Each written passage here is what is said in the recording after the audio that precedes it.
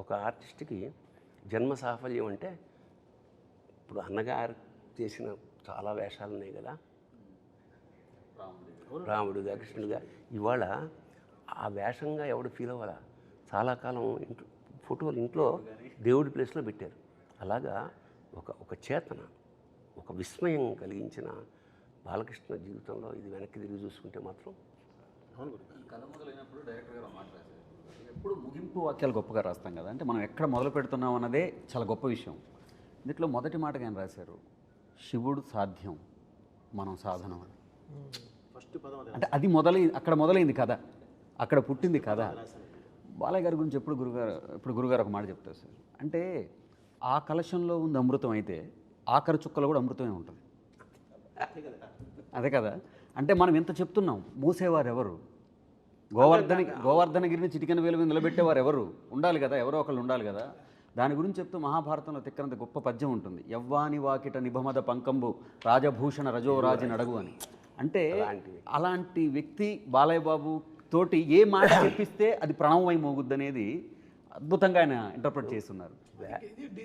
Design నేను అదే చెప్తాను, అంటే మన తిరుపతి కొండకి బస్సు వెళ్తుంది, వెనకాల ఘాట్ ఎలిజిబుల్ అని రాసి ఉంటుంది. ఇది బస్సు కరెక్ట్గా డివోటీస్ని పైకి తీసుకెళ్ళడం. సో అలా ఇక్కడ డిజైన్ ఉంటుంది, ఓకే ఇతను ఎలిజిబుల్.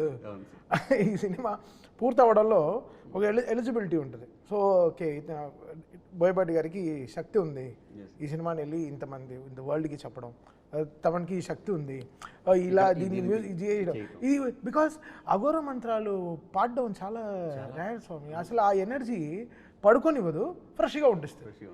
నేను పడుకోలేదు బట్ ఫ్రెష్గా ఉన్నాను 24 గంటలు, అసలు ఫ్రెష్గా ఉన్నాను. ఎలా ఫ్రిడ్జ్లో యాపిల్ లాగే ఉన్నాను. అఘోర శబ్దానికి మన వాళ్ళు జుట్టు బెరబోసుకుంటారు, గోల్డ్ పెంచుకుంటారు, ఏవో తింటారు. అఘోరం అంటే ఘోరం కానిది అని అర్థం. అయితే అంటే వాళ్ళ ప్రపంచంలో ఏదైనా చెత్తను కూడా మేము స్వీకరించేస్తాం, ఇది సృష్టిలో భాగం. ఇది అది అసలు విషయం. అలాగే మన పాత్రధారుడు ఒక వేషం వేసినప్పుడు వేషం వేసేసాను అలా కాకుండా ఒక నియమ నిబంధనలు. అన్నగారు ఉపవాసం ఉండేవాడు, కొన్ని నియమాలు పాటించేవాడు. నాకు అనిపిస్తుంది అన్నమాట, ఈ వేషం నాకు రామలక్ష్మణుల ఇంటర్వ్యూ ఎక్కడ చూసా, అంత చల్లో హిమాలయాల్లో ఎంతో కష్టపెట్టాం ఆయన్ని, ఆయన ఎక్కడా విసుక్కోలేదు. అంటే ఆ పాత్ర పట్ల ఆయనకున్న నిబద్ధత. అదే కాదు ఈ సినిమా చేయటానికి అసలు మెయిన్ మూలం ఆయనే.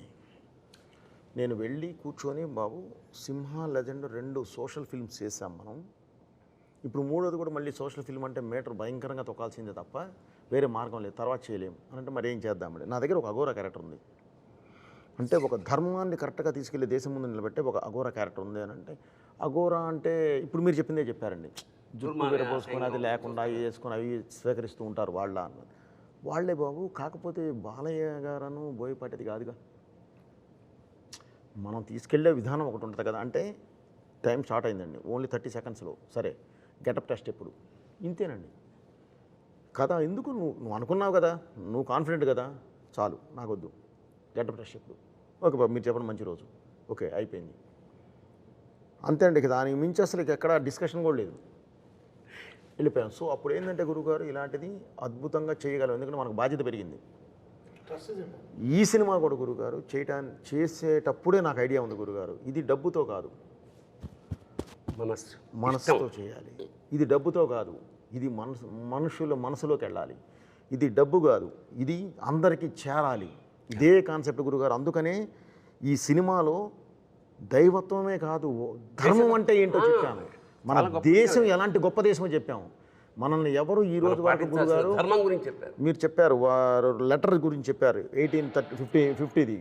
నేను ఇంక అంత ముందు నుంచి వచ్చాను గురుగారు. అసలు మన రాజులేంటి, మన రాజ్యాలేంటి, ఎన్ని సంవత్సరాల పాటు ఎలా ఉన్నారు, అసలు వీళ్ళని ఎవరు జయించలేక ఎలా విడగొట్టారు, అక్కడి నుంచి చదువుకుంటూ వచ్చి ఇప్పుడు దీనిలో కరెక్ట్ చెప్పించాను గురుగారు. అది కూడా ఒక చైనీతో చెప్పించాను. భగవద్గీత అనేది ఒక రిటైర్డ్ చైనీస్ జనరల్ చదువుతూ ఉంటాడు, స్టడీ చేస్తుంటాడు, మనం చెయ్యం. వాళ్ళు చేసి అతను చెప్తాడు అసలు ఏంటంటే భారతదేశాన్ని కొట్టాలంటే మూలలో కొట్టడం కాదు, మూలానికి వెళ్ళి కొట్టాలి, అదే వాళ్ళ దేవుడు అని చెప్పి. హతోవా ప్రాప్సేసే స్వర్గం, పోయావా స్వర్గం వస్తుంది. జిత్వావా భోజ్యసే మహీం, గెలిచావా యావత్ భూమండలాన్ని. తస్మాత్ ఉత్తిష్ట కౌంతేయ, ఇది భారతీయుడికి చెప్తున్నాడు. ప్రతి భారతీయుడికి మనం ఈ సినిమా ద్వారా ఉత్తిష్ట కౌంతేయ యుద్ధాయ కృత నిశ్చయ, యుద్ధాన్ని సిద్ధంగా ఉండాలి. See it is a motivational Bhagavad Gita. దురదృష్టం ఏమిటంటే ఇప్పుడు సభాముఖంగా ఈ సందర్భం వచ్చిన మన వాళ్ళు పోయినప్పుడు పెడతారు. ఎప్పుడో పొరపాటున ఎవడో పెట్టాడు, ఎవడన్నా ఇంట్లో భగవద్గీత వస్తుంటే అయ్యో నిన్న బాగానే ఉన్నాడు కదా అనే స్థితికి వచ్చింది. కాదు, it is a wonderful motivational పుస్తకం. ఈ సినిమా ద్వారా యావత్ భారతదేశానికి, యావత్ యూత్కి, ప్రపంచానికి ఏం చెప్తున్నామంటే లేవండి, ఉత్తిష్టగా ఉంది, యుద్ధం చేయి, జీవిత సమరం. ఇప్పుడు భారతం ఎక్కడో లేదు, మనలోనే. పంచేంద్రియాలు, పంచ పాండవులు, అనంతమైన కోరికలు, కౌరవులు, మనస్సు అర్జునుడు, బుద్ధి కృష్ణుడు, యుద్ధం కురుక్షేత్రం. చాల్. ఇప్పుడు బాలకృష్ణ బోయపాటి అంటే కలిపితే ఏమవుతుంది? బాబోయ్, అమ్మ బాబోయ్, అయ్య బాబోయ్.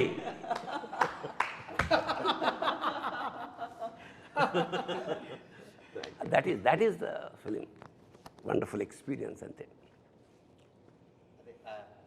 హైందవం గురించి అంటున్నప్పుడు కూడా, ఎందుకంటే మూలమే ధర్మం. సినిమా అంతా కూడా ఎన్నో సమస్యల్ని దాటుకొని దాన్ని ఛేదించి భేదించి విజయాలు సాధించి ఆ క్యారెక్టర్ అట్లా శిఖరాగ్రానికి చేరుకుంది అఘోర అన్నది. ఆ పాట అక్కడ రావడమే ఔచిత్యం. అక్కడ ఇంతసేపు చెప్పింది ఆ ధర్మం గురించే. ఏ ధర్మం గురించి మనం పోరాడామో గెలుచుకుంటూ వచ్చామో ఆ ధర్మం ఇది అని చెప్పే సందర్భం అది చివరిలో. అక్కడ ఇంకొక గొప్ప విషయం ఏమిటంటే, ఈ తల్లి గురించి ప్రస్తావన వచ్చినప్పుడు, ఇది తల్లి తండ్రికి, ప్రతి తల్లిదండ్రికి ఇచ్చినటువంటి ఒక నమస్కారపూర్వకమైన చిత్రం అనుకుంటాను నేను. ఎందుకంటే జనని అన్న క్యారెక్టర్ని కాపాడడానికి మొదటిసారి అఖండ బయటకు వస్తారు తపస్సులోంచి. ఆ తర్వాత తల్లికి సంస్కారాలు చేయడానికి మళ్ళీ వస్తారు, అదే అఖండ.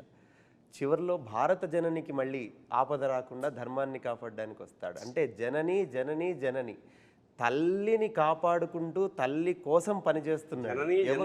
మరి అట్లా జననిని జనాన్ని అందరినీ కాపాడుతూ, మరి తండ్రి ఎక్కడున్నాడు అంటే పరమేశ్వరుడు. మమైక్య ప్రాప్తిరస్తు అని శివుడు వచ్చి కలిపేసుకుంటాడు మళ్ళీ జననిని. ఈ తల్లి తండ్రికి ఒక నమస్కారపూర్వకమైనటువంటిది చిత్రం ఇది. ఇదేం చేసామంటే గురుగారు, మామూలుగా ప్రవచనం ఇవన్నీ ఏంటంటే మామూలుగా మనం సాత్వికంగా 10 మందికి చాలా అర్థమయ్యేలాగా అర్థవంతంగా చెప్తాం గురుగారు. ఇదేంటంటే ప్రతి ఒక్కళ్ళకి, చిన్న బిడ్డ దగ్గర నుంచి పెద్దవారికి కూడా చేరేలాగా ఒక ఎనర్జీ, ఒక కమర్షియల్, ఒక మాస్ యాడ్ చేసి చెప్పాం గురుగారు. ఎందుకంటే అందుకనే ఆ ధర్మం దీని దగ్గర మాట్లాడేటప్పుడు కూడా గురుగారు, ధర్మం గురించి క్వశ్చన్ చేసేవాళ్ళని, దానికి ఆన్సర్ ఇచ్చేవాళ్ళని పరమేశ్వరుడినే పెట్టాం. పెట్టి క్లియర్గా, అంటే ఇది మన ధర్మం, ఇది మనం భారతీయులు అంటే ఇంత పవర్ఫుల్ పర్సన్స్, వీళ్ళు ఇలా ఉంటారు, కాకపోతే ఈరోజు ఇది కొంచెం ఇలా డివైడ్ అయిపోయి ఇలా వెళ్ళిపోయి ఉన్నారు, అది కాదు మనం, ఇదిగో ఇది మనం అని చెప్పే సినిమా ఇదండి. అందుకనే చిన్న పిల్లలు కూడా తల్లిదండ్రులు తీసుకెళ్ళి చూపించాలి అనే ఒక్క దీంతోనే ఈ సినిమా చేయడం జరిగింది గురుగారు.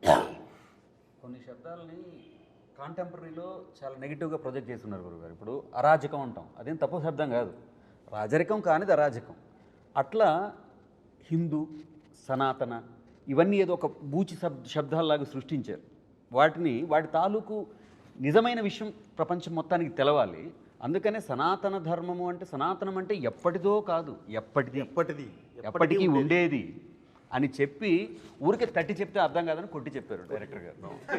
ఊరికే తట్టి చెప్తే అర్థం కాదు కదా. మనము జడ పదార్థాల్లో ఉన్నాం కాబట్టి అదే అంటున్నా, ఇది ఈ శంఖం, ఈ తాండవం ఇది మొదలైంది, ఇది ఆగదు. ఇంకో విషయం అంటే పాటలు నేను ఎప్పుడూ చెప్తాను, పాటలకి రాయడం ఓకే, వాళ్ళకి లెంత్లు 4 నిమిషాలు ఉంటాయి. అంటే ఒక పల్లవి, ఒక చరణం, ఒక ఆర్డర్ ఉంటుంది, ఓకే దీని తర్వాత ఇలా ఉండాలని. కథకి, మన సిచ్యువేషన్కి, సినిమాకి సిచ్యువేషన్కిలో బ్యాక్గ్రౌండ్ స్కోర్కి రాయడం సామాన్య విషయం కాదు. అది డైరెక్టర్ గారు డైలాగ్ వర్షన్ అయి ఉండాలి, ఆయన నాకు ఇచ్చే ఆ 2 నిమిషాలు అయి ఉండాలి. దాంట్లో ఆ డైలాగ్ వర్షన్ని వీళ్ళు పాటలాగా నేను ఒక మీటర్ ఇస్తాను, ఆ పాటలాగా దాన్ని ట్రీట్మెంట్ చేయాలి. ఆయన ఎందుకు నాకు ఇస్తారు? ఇక్కడ ఒకడు ఉన్నాడు, తమన్నా ఒకడు ఉన్నాడు, తప్పిస్తూ ఉంటాడు, వాడికి ఇద్దామని ఈ స్పేస్ ఎడిటర్లో ఆయన ఆలోచిస్తే తగ్గించేయచ్చు ఎడిటింగ్లో. ఒకడు ఉన్నాడు, ఈ ట్రస్ట్ ఇస్ వెరీ బిగ్. ఆయన నమ్మి ఈ స్పేస్ ఇచ్చారా, ఓకే నన్ను నమ్మి 2 నిమిషాలు ఇచ్చారు, ఓకే దీన్ని మనం ఎలా కాపాడుకోవాలి. సో ఆ గ్రడేషన్లో నేను ఓకే మన ఇంగ్లీష్ ర్యాప్ రాసేస్తాం, అన్నీ వచ్చేస్తాయి. బట్ ఈ కథకి ఇప్పుడు ఆ శివుడు అక్కడికి వచ్చినప్పుడు ఎలా రావాలి, అక్కడ శివ అనేది ఎలా రావాలి, కనకవ్వ అని ఒక గొంతుని ఎలా తీసుకొచ్చి ఒక ఆత్మని ఎలా చెప్పాలి, ఆవిడ పాడే ఆవిడ కూడా ఆత్మ